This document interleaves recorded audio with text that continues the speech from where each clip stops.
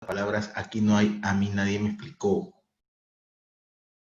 No, nunca se hicieron nunca se hicieron las capacitaciones y por lo tanto yo jamás sabía, mira, ve, novedad, ya te vas a enterar. Y no vas a poder mencionar de que no sabías porque estamos hablando precisamente del código de ética. Y por último, aun si nunca nadie te dijo nada, mira lo que te dice. El ingreso a la función pública implica tomar conocimiento del código de ética y de su reglamento y asumir el compromiso de su cumplimiento. En otras palabras, no es responsabilidad solamente de las autoridades de la entidad de realizar ese tema de capacitaciones sobre esto, sino que te corresponde a ti. Te corresponde a ti su conocimiento. Y si algo no lo sabes, habría que haberlo preguntado. Porque el día de mañana, cuando vengan las personas que van a tener que realizar el control, tú no te vas a poder defender diciendo yo no sabía, a mí nadie me dijo. Porque te van a sacar esta parte del código que te dice el ingreso a la función pública implica tomar conocimiento del código de ética y de la función pública. Y también de todo ese ordenamiento jurídico aplicable. ¿Por qué? Porque es el principio de legalidad. ¿Te das cuenta? ¿Bien? Entonces hay que tener bastante cuidado en ese sentido, ¿ya? Muy bien. Entonces, implica que usted va a tomar conocimiento de esto.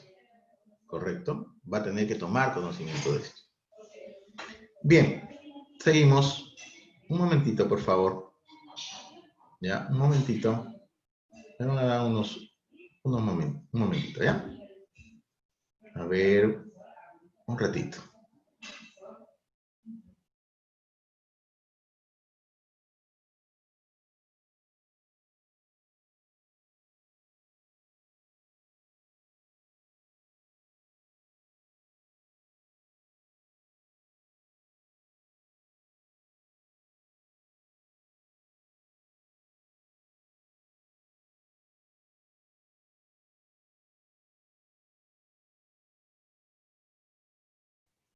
Bien, continuamos entonces. Estábamos precisamente hablando de lo que es el código de ética en la función pública. ¿Bien? Habíamos estado definiendo qué se entiende por servidor público. Y precisamente mencionábamos que se considera como empleado público a todo funcionario o servidor, nos dice, de las entidades de la administración pública. Bien, a ver un momentito.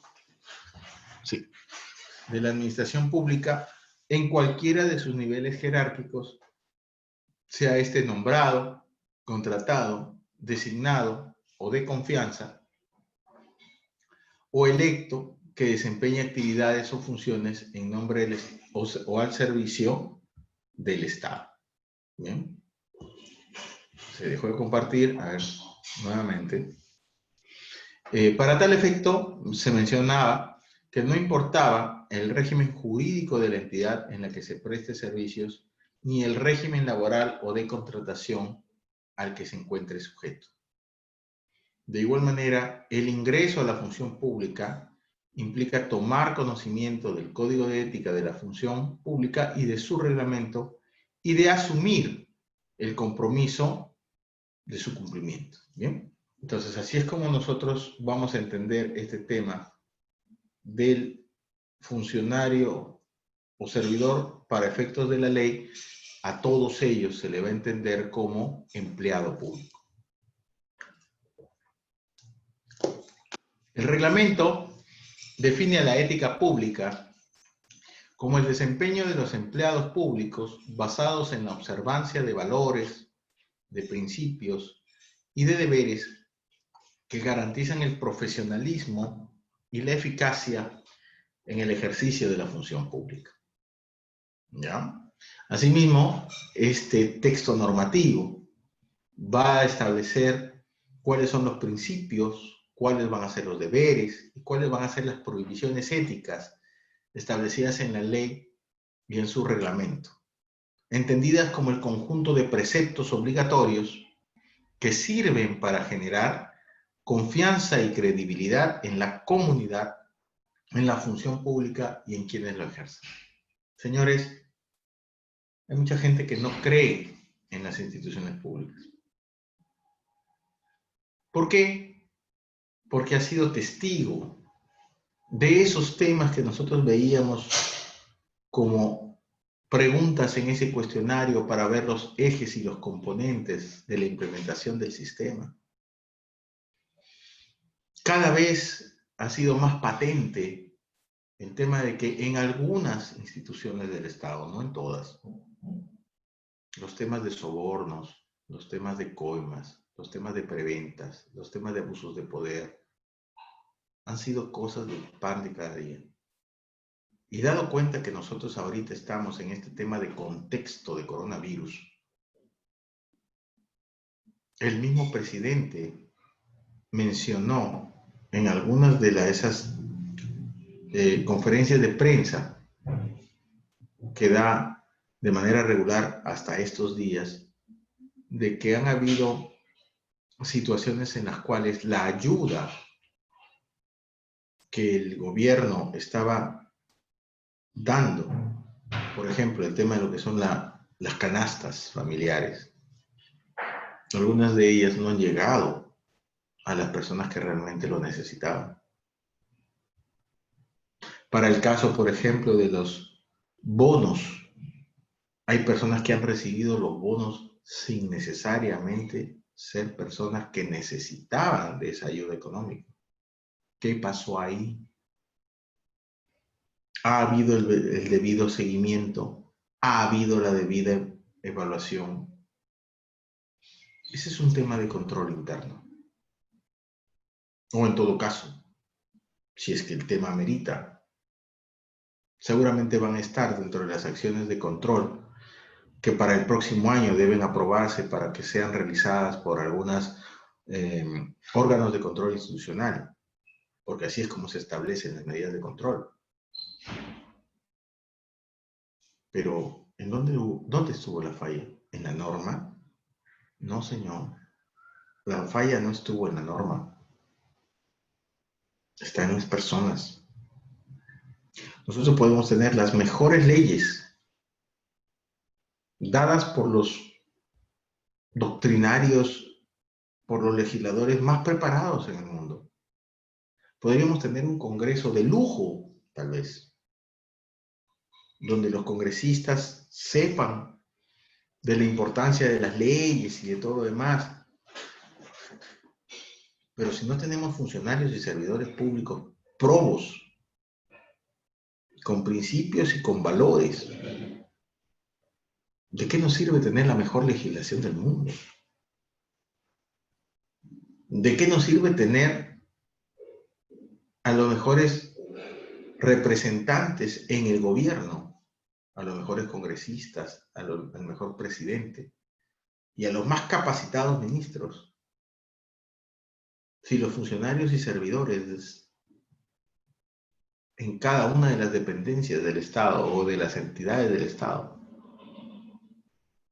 no tienen ese tema del compromiso ético para llevar adelante a cabo la gestión del Estado?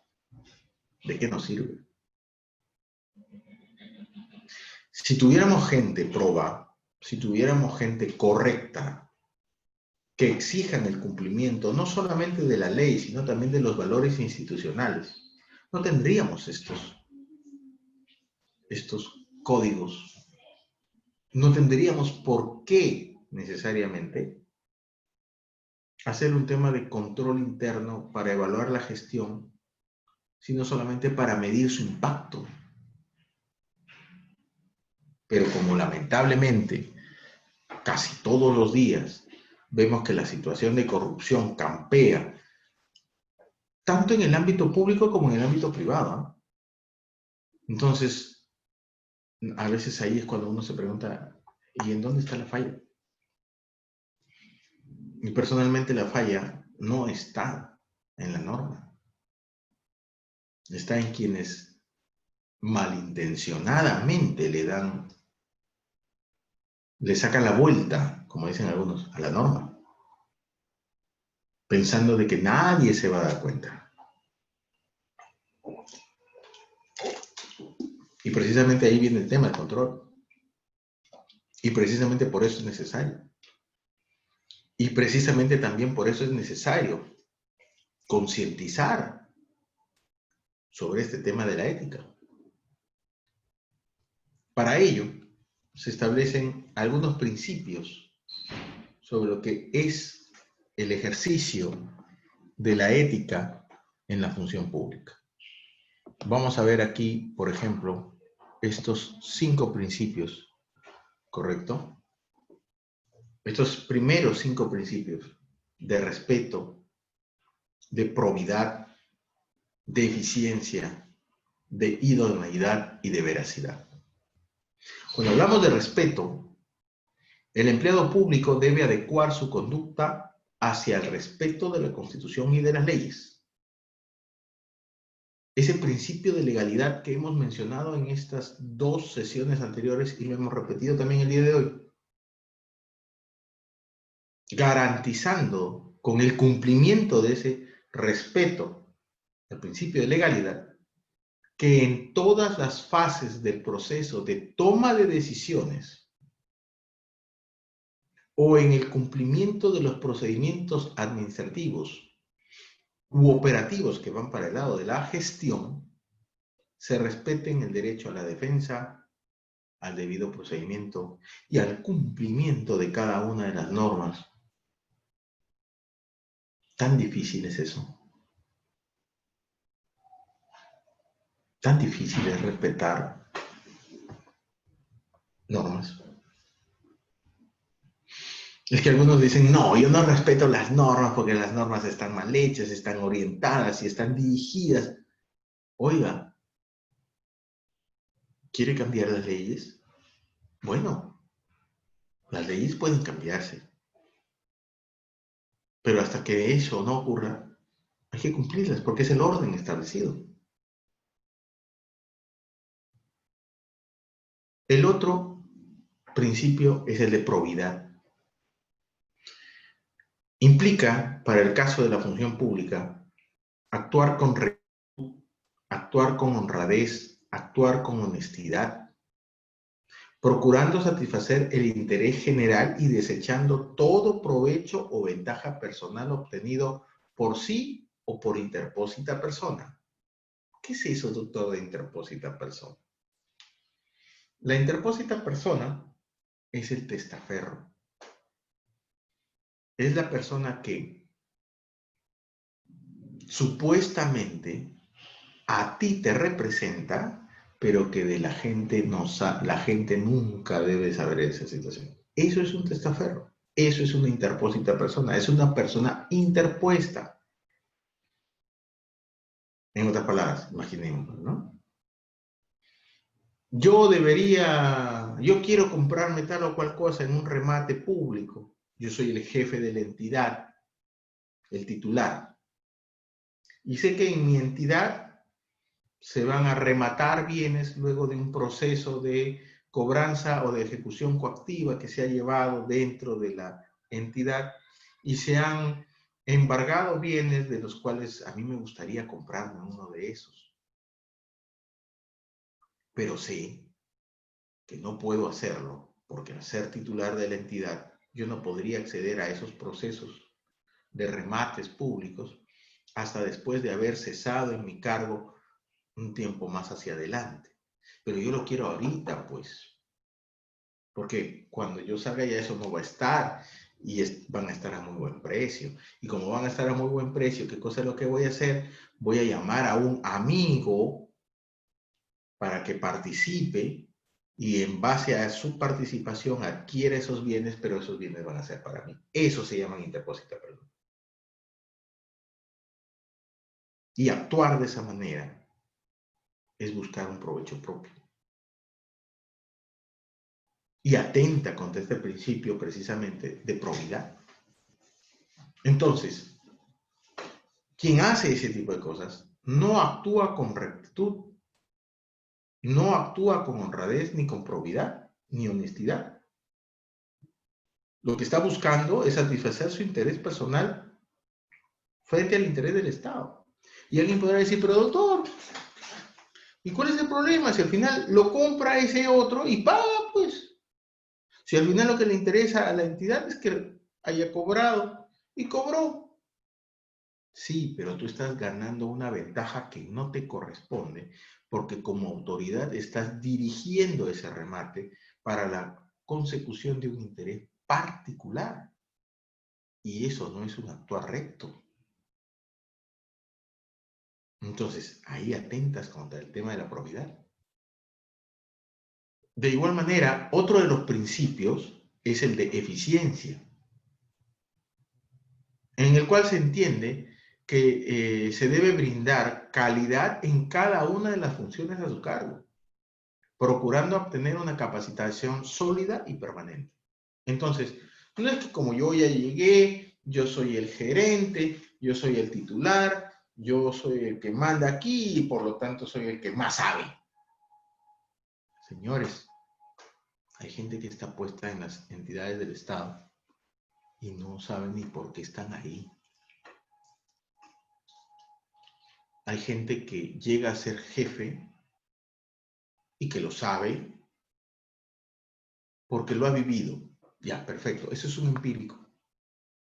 Y el conocimiento empírico no es que sea malo, sino que el conocimiento empírico debe ser reforzado por un conocimiento más científico.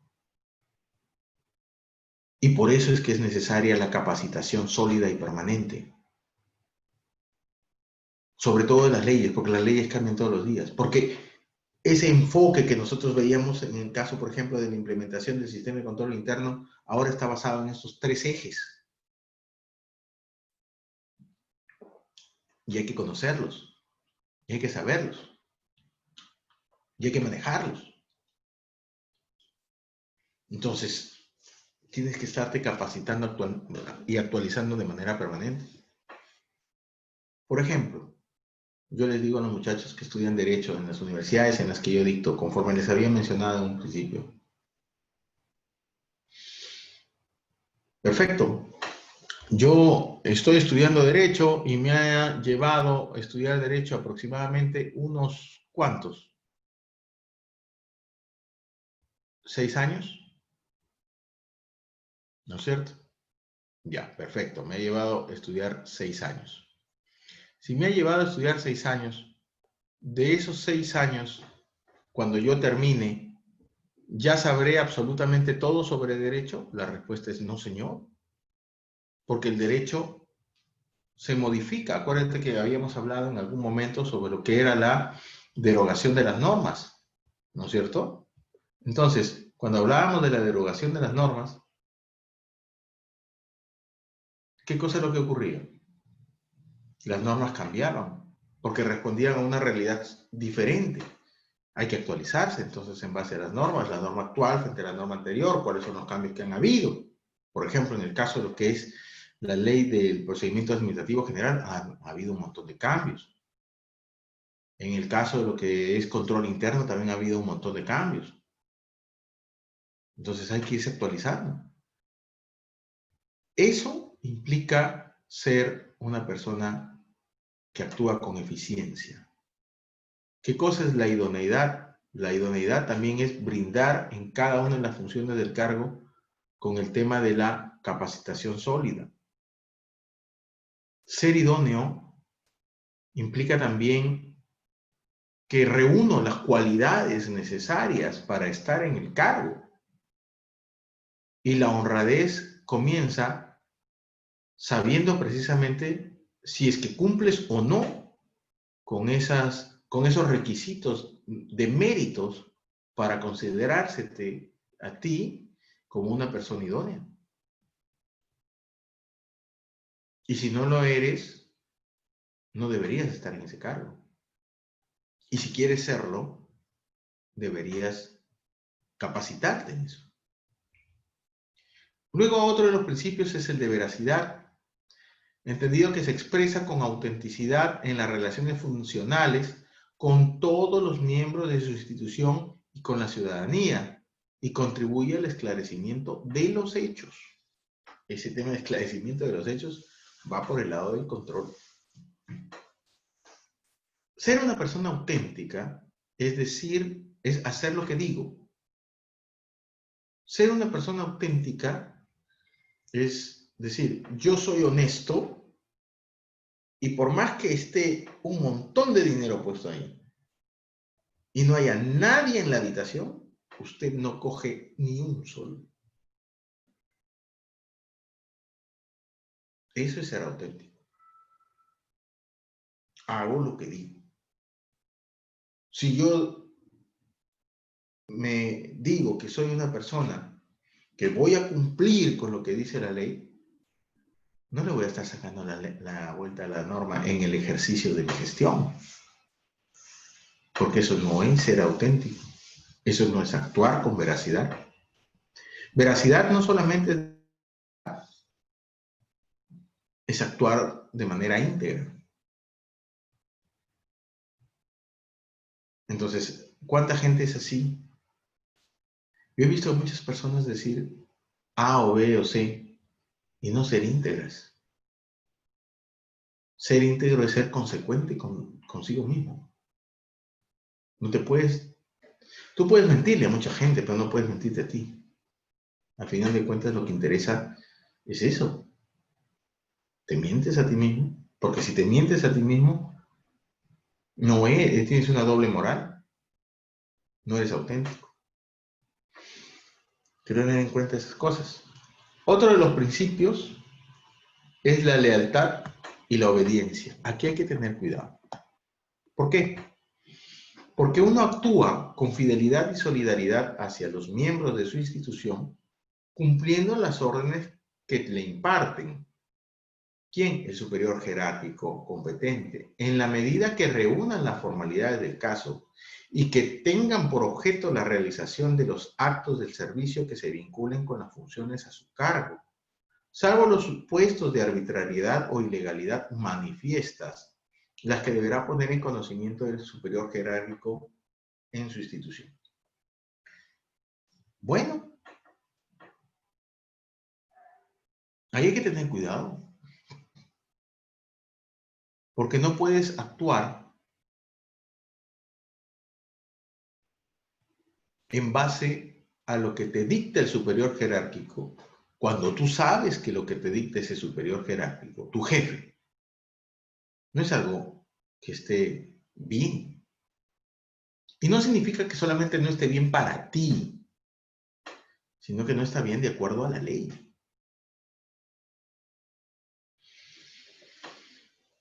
Me recuerdo el caso de una persona que en su oportunidad me comentó algo como esto.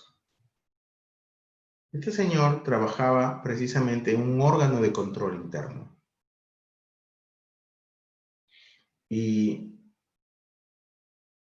cuando trabajaba en esa oficina de control interno, los abogados establecen un tema de informes de control.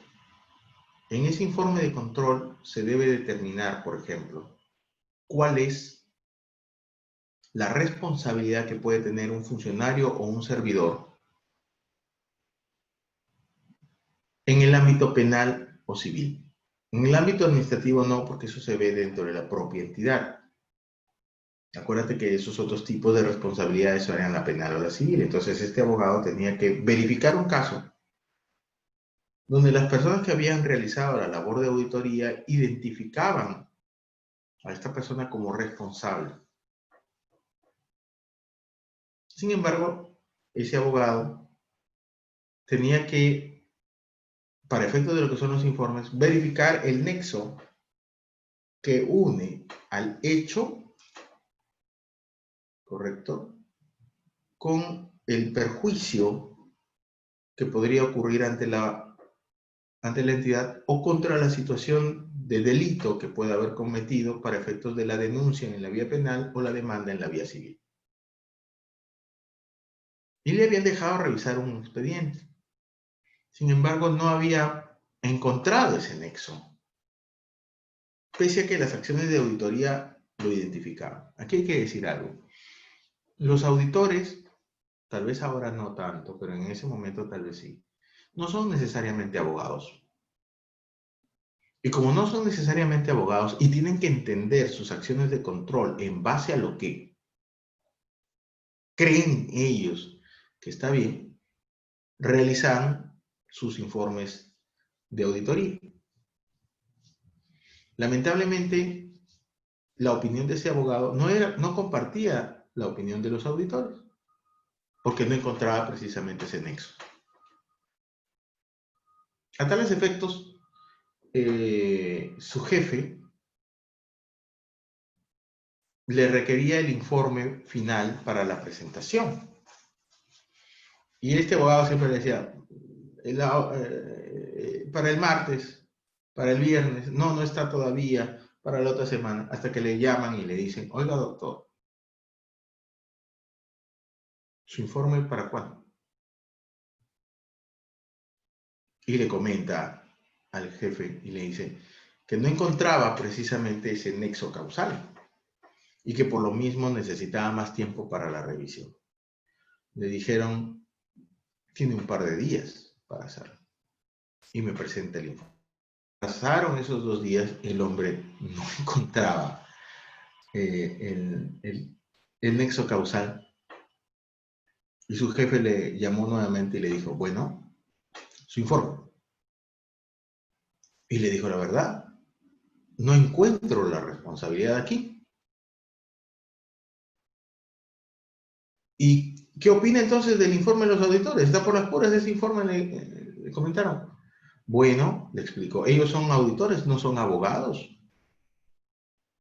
Y su interpretación de las normas para efectos de esto no es el correcto. Por lo tanto, él le dijo, el abogado le dijo, yo soy de la opinión que no debería haber aquí un tema de responsabilidad ni penal ni civil. Y el jefe le dijo, bueno,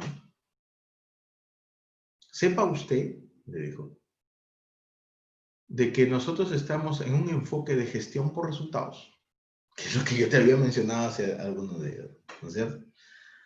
Y que bajo ese enfoque de gestión por resultados, a esta oficina se le dotan de los recursos económicos para poder mantener la oficina y poderle pagar a usted su sueldo. Así es que o nos ayuda a cumplir las metas o no nos ayuda a cumplir las metas. En otras palabras, le estaba diciendo al abogado, denuncie, porque si no, usted se va. Me acuerdo que el abogado me comentó y me dijo, yo en ese momento pensé de que estaba recibiendo una orden y que bajo este tema de ética, los miembros de una institución deben cumplir las órdenes impartidas por el superior jerárquico, pero que esa orden carecía de legitimidad, porque obviamente estaba realizándose una orden que estaba en contra de los principios que establece el Estado mismo. Doctor, ¿y qué hizo ese abogado? Simplemente agarró y dijo, ¿dónde firmo? Para irme. El jefe le agarra y le dice, ¿qué? ¿Va a renunciar? Es un buen sueldo. Solo porque no lo va a denunciar a alguien, va a renunciar. Y ese abogado le contestó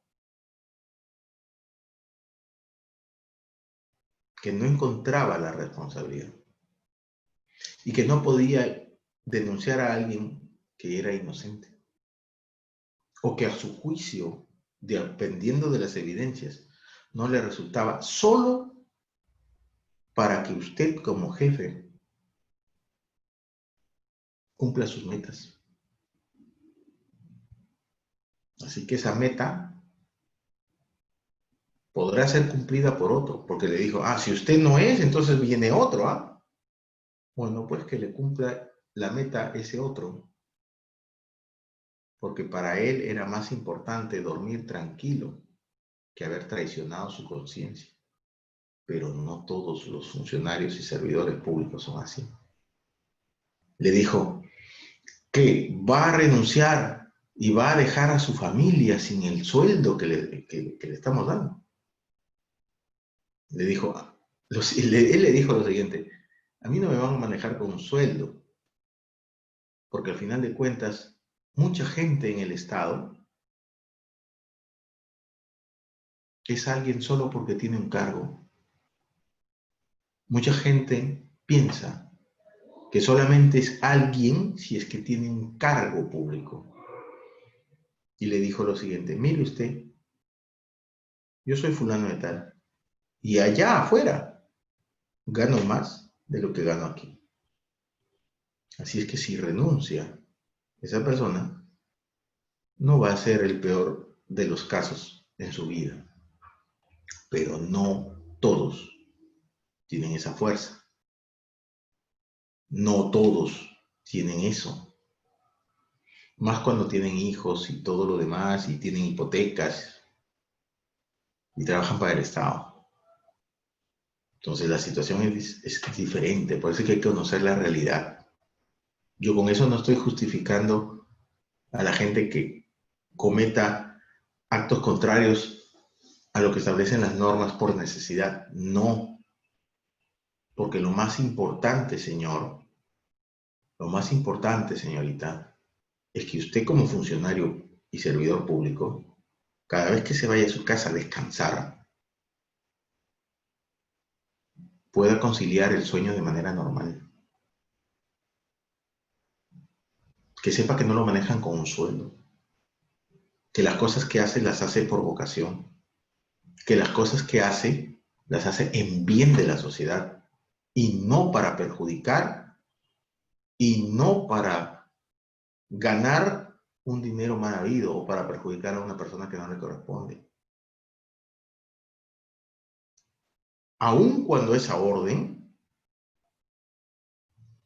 venga de un superior jerárquico, porque a veces hay disposiciones que se toman no con un interés público o no para lograr un bienestar común. Usted tiene que evaluar eso. Y debe saber si va a seguir con gente así o no. Si usted dice sí, ya la gente sabe cuánto vale. Ya cruzó esa línea, a lo que yo les digo a mis alumnos, el lado oscuro de la fuerza, porque habrá vendido su alma, porque ya sabe cómo lo van a comprar, porque ya sabe por dónde lo pueden, como dicen lamentablemente, por dónde lo pueden agarrar para caer en este tipo de cosas que no son buenas. Entonces, tiene que tener cuidado con la lealtad y la obediencia. La lealtad y la obediencia son importantes, sí, pero no cuando esa orden es arbitraria o ilegal. ¿Correcto? Eso no se puede permitir. Otro de los principios de la gestión de la función pública son la justicia y la equidad, entendiéndose que éste tiene permanente disposición para el cumplimiento de sus funciones, otorgando a cada uno lo que le es debido, actuando con equidad en sus relaciones con el Estado, con los administrados, con sus superiores, con sus subordinados o con la ciudadanía en general. De igual manera, uno de los últimos principios de la función pública es la lealtad al Estado de Derecho, entendiendo que el funcionario de confianza debe lealtad a la Constitución y al Estado de Derecho. Ocupar cargos de confianza en un régimen de facto es causal de cese automático e inmediato de la función pública. Por eso cuando viene este tema de los golpes de Estado y aquellos que entran como funcionarios de confianza en ese régimen, cuando termina el régimen, acabó su función. ¿Y qué cosa es lo que significa? ¿Que entraron a qué? Ya tú sabes. ¿no? Entonces, ahí hay que tener en cuenta esto que acabamos de mencionar. El Código de Ética señala cuáles son los deberes de la función pública. Dentro de los deberes tenemos, por ejemplo, el primero de ellos, la neutralidad, entendiendo que debe actuar con absoluta imparcialidad política, económica o de cualquier otra índole en el desempeño de sus funciones, demostrando independencia a sus vinculaciones con personas, partidos políticos o instituciones. Usted ingresa a ejercer una función pública y ha entrado como de confianza en un determinado régimen, ahí se olvida usted de los del partido político. Ahí se olvida usted de la persona que lo recomendó. Ahí usted entra a servir al pueblo, no a servir a esos señores. Por lo tanto, su actuar debe ser independiente. Su actuar debe ser imparcial, ¿correcto? Porque de no ser de esa manera, va a afectar el desempeño de su función. Otro de los deberes es la transparencia. Entendiendo en este orden de ideas que usted ejecutará los actos del servicio de manera transparente. Si los actos tienen en principio carácter público y son accesibles al conocimiento de toda persona natural o jurídica. Más aún ahora con este tema de los portales de transparencia, donde las personas pueden ver, por ejemplo, cuánto ganan, cuál es su horario en el trabajo, qué función tiene, su currículum, cuál es la experiencia, ¿no es cierto? Para ver, pues, ese es el tema de la transparencia. Obviamente que datos personalísimos no se van a tener que dar, ¿no es cierto? Debe además brindar y facilitar información fidedigna, completa y oportuna, sobre todo en el caso de lo que es la implementación del sistema de control interno referente a lo que son los plazos, referente a lo que son la veracidad en el tema de los riesgos, porque inclusive en la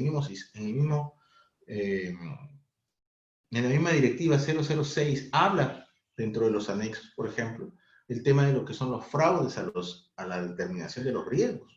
Entonces, la información debe ser fidedigna, completa y oportuna. Otro de los temas es la discreción.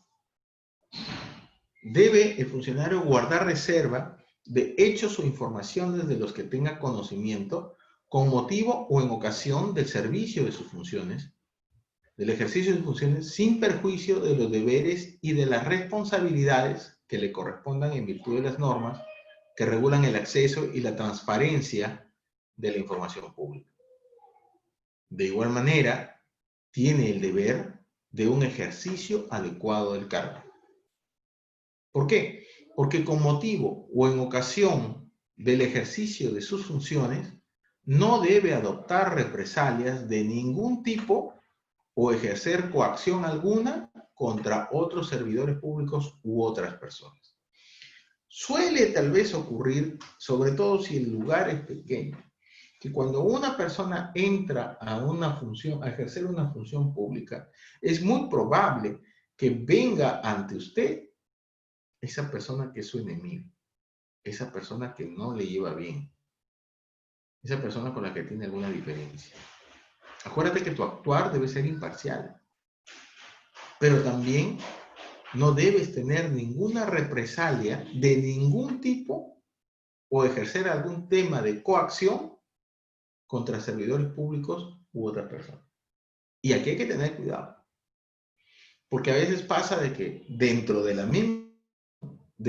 clima organizacional que hay, a veces, como es un lugar pequeño donde trabaja tanta gente, a veces puede haber diferencias entre esa gente y esa gente frente a la autoridad. Y comienza a tener enemigos dentro de la misma institución y uno de ellos llega a ser jefe. Ya, ese que llega a ser jefe no debería tener actos de represalia contra quienes cuando no lo era, no se llevaban de manera adecuada o no se llevaban de manera cordial. Hay que tener cuidado con eso, ¿ya? Porque debe haber un ejercicio adecuado del cargo. Otro de los deberes de la función pública está referido al uso adecuado de los bienes del Estado. Usted, en el ejercicio de su función, debe proteger y conservar los bienes del Estado, debiendo utilizar los que fueran asignados para el desempeño de sus funciones de manera racional, evitando el abuso, el derroche o el desaprovechamiento, sin emplear o permitir que otros empleen los bienes del Estado para fines particulares o propósitos que no sean aquellos para los cuales hubiera sido específicamente destinados. Y ese es precisamente uno de los objetivos de la implementación del sistema de control interno que establece la Directiva 006-2019. Lo que ocurre es que a veces hay personas que cuando ingresan a una entidad pública y les dan la custodia de los bienes, dicen, este es mi escritorio, esta es mi computadora, esta es mi impresora, estos son mis hojas y no son suyas, son del Estado. Usted solamente es mero tenedor de esos bienes. Usted los tiene, pero no son suyos. Son del Estado. Y al ser del Estado, comprados con el dinero del Estado, usted no puede hacer un uso que no sea aquel para el cual están destinados por el Estado. Entonces, si tú no cumples con esto, no solamente estás yéndote en contra de los objetivos de la norma sobre la implementación de lo que es el sistema de control interno, sino que además también vas a vulnerar este deber ético establecido en el código. Ahí hay que tener cuidado. El otro es la responsabilidad, en la cual todo servidor público debe desarrollar sus funciones a cabalidad y en forma integral, asumiendo con pleno respeto su función pública. Sin embargo, señala que ante situaciones extraordinarias, el servidor público puede realizar aquellas tareas que por su naturaleza o modalidad no sean las estrictamente inherentes a su cargo, siempre que ellas resulten necesarias. Yo te acabo de mencionar en las sesiones anteriores que cuando entras a la actividad pública tienes que tener en cuenta tus normas, sobre todo la ley orgánica del sector en el que te encuentras, la ley del procedimiento administrativo general para tu actuación, pero sobre todo tener en cuenta tu MOF como documentos de gestión, para que identifiques cuál va a ser tu rol dentro de la estructura organizacional de la entidad y sepas identificar cuáles son sus funciones de cada una de esos órganos de la entidad. Pero el Código de Ética te faculta que ante situaciones extraordinarias, el servidor público puede realizar aquellas tareas que por su naturaleza o modalidad no sean las inherentes estrictamente a su cargo, siempre que sean necesarias.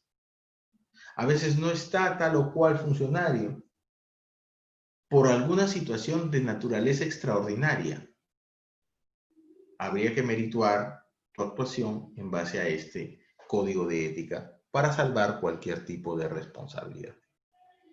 Dentro de las prohibiciones éticas del servidor público, tenemos, por ejemplo, el de no mantener intereses en conflicto.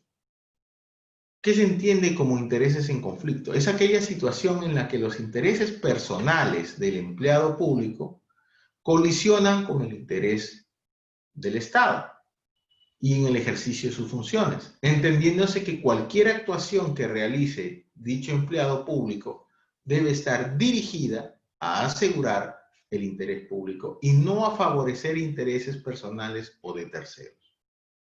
En ese orden de ideas, implica mantener relaciones o de aceptar situaciones en cuyo contexto sus intereses personales, laborales, económicos o financieros pudieran estar en conflicto con el cumplimiento de sus deberes y sus funciones a su cargo.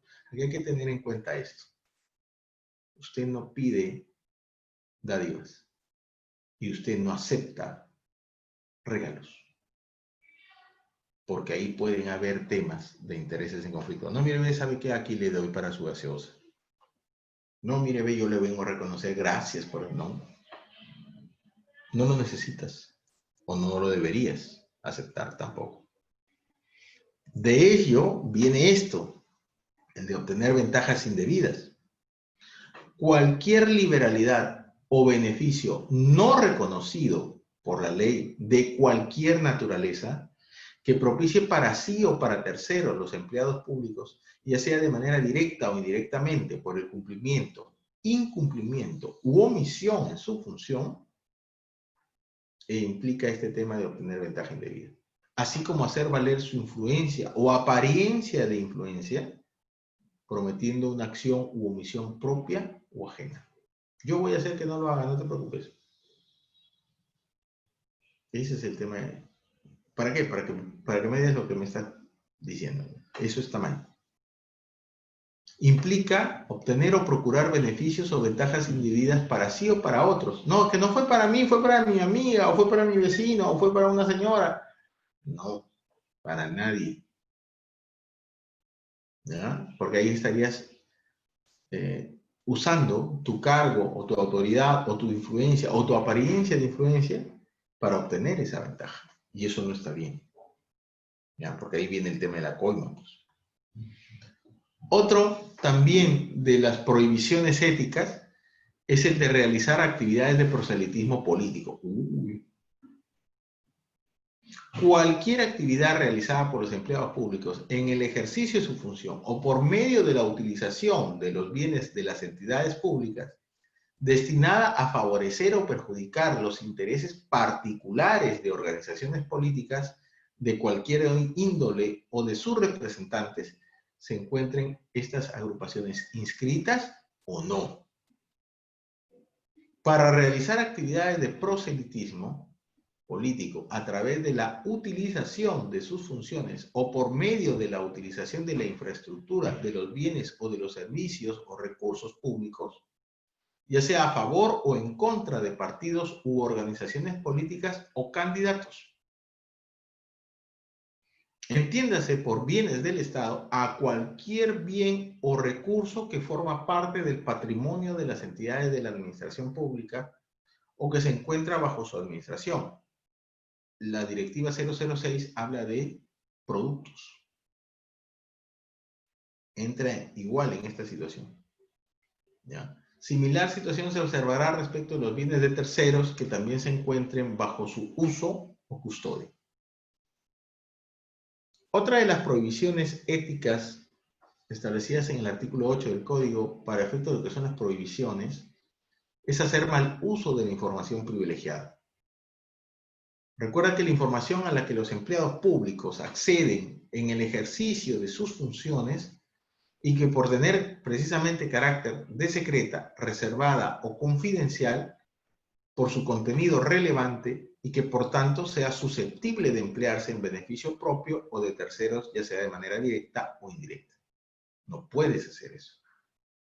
Participar entonces en transacciones o en operaciones financieras utilizando esa información privilegiada de la entidad a la que usted pertenece o que pudiera tener acceso a ella por su condición o en el ejercicio del cargo que usted desempeña, no está permitido tampoco, por ejemplo, el uso impropio de dicha información para el beneficio de algún interés propio o de terceros.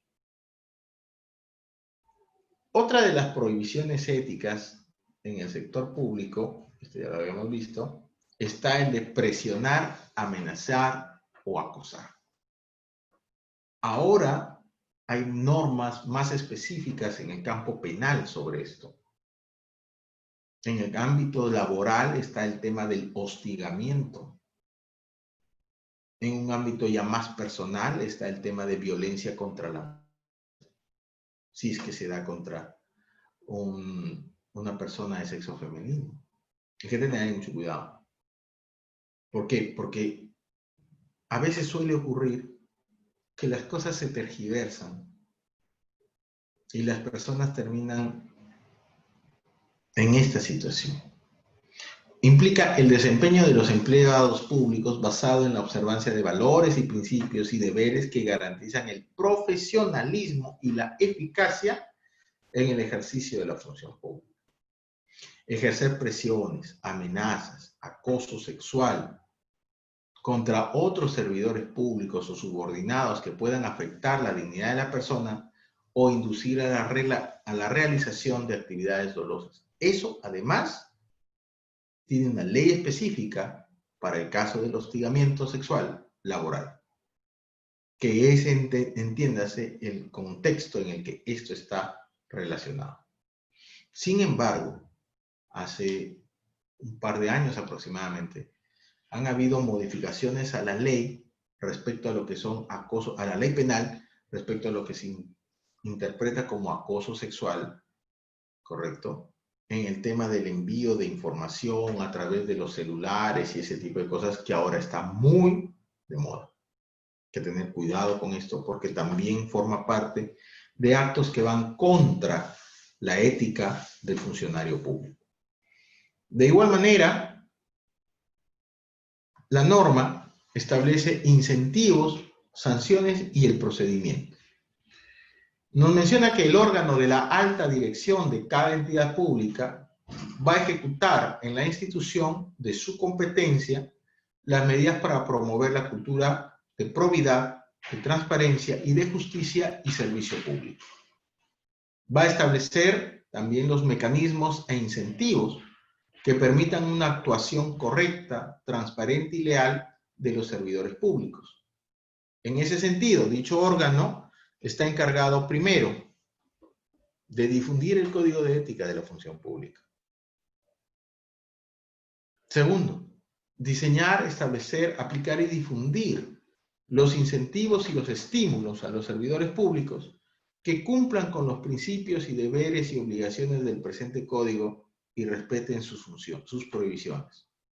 De igual manera, señala que se debe desarrollar campañas educativas sobre las sanciones para los servidores públicos que tengan prácticas contrarias a los principios establecidos en este código. De igual manera, en el artículo 10, precisa que la transgresión de los principios y de los deberes y de las prohibiciones señaladas en la ley y en su reglamento se consideran infracción al Código de Ética de la Función Pública, generándose responsabilidad pasible de sanción. Eso nos lleva necesariamente a la responsabilidad administrativa. El reglamento establece cuáles son esas sanciones y que para su graduación se debe tener presente las normas sobre la carrera administrativa y el régimen laboral aplicable en virtud del cargo o a la función que desempeña. De igual manera, las sanciones aplicables por la transgresión del Código de Ética de la Función Pública no eximen de las responsabilidades administrativas, civiles y penales establecidas por la normatividad, a las cuales ya hemos mencionado en estos días y al inicio también de esta exposición de esta sesión número 3, última sesión. Al respecto de las sanciones, nos establece cuáles son las clases de sanciones desde el punto de vista del Código de Ética. Las sanciones en el Código de Ética y en su reglamento están referidas primero a una amonestación, a una suspensión y a una multa de hasta 12 UITs. Estas tres sanciones están agrupadas en lo que se conoce como infracciones leves. El tema de la resolución contractual, de la destitución, del despido o de la multa también pueden estar contempladas como infracciones graves. Pero la norma solamente diferencia estas dos, leves y graves. Hay otras que identifican hasta de muy graves, pero aquí solamente el Código de Ética establece estas dos tipos de infracciones. Bien. Y establece cuáles son para cada una de ellas las sanciones que serían aplicables. La calificación, en todo caso, de la gravedad de la infracción es atribución de la autoridad competente de la entidad de la administración pública que corresponde. Para el caso de los criterios para la aplicación de las sanciones, se tiene en cuenta, primero, el perjuicio ocasionado a los administrados o a la administración, la afectación a los procedimientos, la naturaleza de las funciones desempeñadas, así como el cargo y la jerarquía del infractor, el beneficio obtenido por el infractor y la reincidencia o la reiterancia en la comisión de la infracción. No obstante, también el Código de Ética menciona respecto del plazo de prescripción de la acción y establece que para el inicio del procedimiento administrativo disciplinario, este estará vigente dentro de los 3 años desde la fecha en que la Comisión Permanente o Especial de Procedimientos Administrativos Disciplinarios haya tomado conocimiento de la infracción. No del momento en el que se realizaron los hechos, sino desde el momento de la toma de conocimiento. ¿Correcto? Hay que hacer esa salvedad. Salvo que se trate de infracciones continuadas, en cuyo caso el plazo de prescripción se va a contabilizar a partir de la fecha en la que se haya cometido la última infracción, sin perjuicio civil o del proceso penal al que hubiere lugar. La persona que no se encuentre inclusive en ejercicio de la función pública también podrá ser sometido al procedimiento administrativo disciplinario indicado en el reglamento. Para efecto del procedimiento, todo empleado público bajo responsabilidad tiene el deber de comunicar la comisión de las faltas, más aún en un tema de contexto de implementación del sistema de control interno, precisamente para tomar las medidas necesarias. Así como la persona natural o jurídica tienen el derecho de denunciar los actos contrarios a lo normado en el Código y en su reglamento ante la Comisión de Procedimientos, o quien haga sus veces. El empleado público que incurra, nos dice, el empleado público que incurra en infracciones establecidas en la ley y en su reglamento será sometido a un procedimiento administrativo disciplinario conforme lo establece la ley de la carrera, de las bases de la carrera administrativa y de remuneraciones del sector público y su reglamento. Si dentro de ese proceso, si dentro de ese procedimiento administrativo disciplinario sancionador se establece la responsabilidad del actor, se le va a aplicar una sanción. En ese sentido, se amplía el contenido del Registro Nacional de Sanciones de Destitución y de Despido, establecido en el artículo 242 de la Ley 27.444. Ahí hay que verificar cuál es el texto del artículo actual, porque entiéndase que esa Ley 27.444 ha tenido varias modificaciones y ahora tenemos un texto único ordenado. En todo caso, de acuerdo a lo que establece la Ley del Procedimiento Administrativo General, deben anotarse las sanciones producidas por la transgresión del Código de Ética en el Registro Nacional de Sanciones de Destitución y de Despido. Las sanciones deberán ser comunicadas al registro en un plazo no mayor de 15 días, contado desde la fecha en que quedó firme y consentida la resolución respectiva. De igual manera, en este caso, el registro debe contener los datos personales del servidor, la sanción impuesta, el tiempo de duración y cuál es la causa de la misma. Téngase en cuenta que esa inscripción en este Registro Nacional de Sanciones de Destitución y Despido nos señala que la inscripción en el registro tiene una duración de 1 año contado desde la culminación, de la sanción. Entonces, siendo así, estamos llegando al final de esta disertación. Entendamos que el empleado o el funcionario público, para efectos de esta ley, todos son empleados públicos, ¿correcto? Y les son aplicables a todos las disposiciones de este Código de Ética y de su reglamento. Segundo, debemos entender que el Código de Ética de la Función Pública establece los principios y los deberes y prohibiciones éticas cuyos preceptos son obligatorios y que su inobservancia implica las infracciones pasibles de sanción.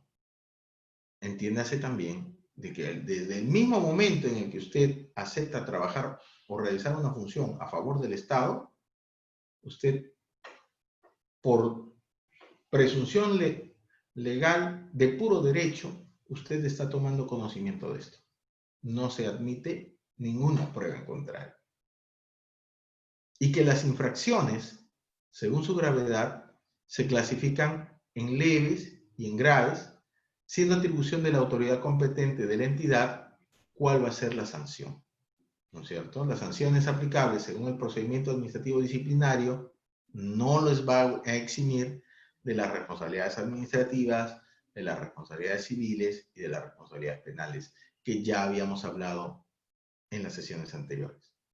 Y por último, las sanciones deben inscribirse en el Registro Nacional de Sanciones de Destitución y de Despido, y la inscripción se realiza en este registro, que va a tener la duración de 1 año contado desde la culminación de la sanción. Muy bien, señores, con esto entonces estamos terminando las sesiones correspondientes a este tema de implementación del sistema de control interno en el contexto del COVID, entendiendo de que este tema de la ética es importante para la gestión del Estado, es importante para que los actores o los gestores de las decisiones realicen sus actuaciones de acuerdo a la observancia del principio de legalidad, que de no ser así, lamentablemente estarían vulnerando no solamente las directivas de la implementación del control interno, sino que también su actuar puede estar vulnerando las normas del Código de Ética y que por lo mismo serán sujetos a responsabilidades. Esas responsabilidades seguramente podrán ser establecidas en base a las acciones de control que tome tanto el ente rector como control externo o la misma entidad dentro de la implementación de este sistema de control interno. Tienen ustedes ahí los módulos, tienen ustedes ahí las directivas y las leyes, ¿correcto? Y van a tener el material también en grabado por parte de ENCAP.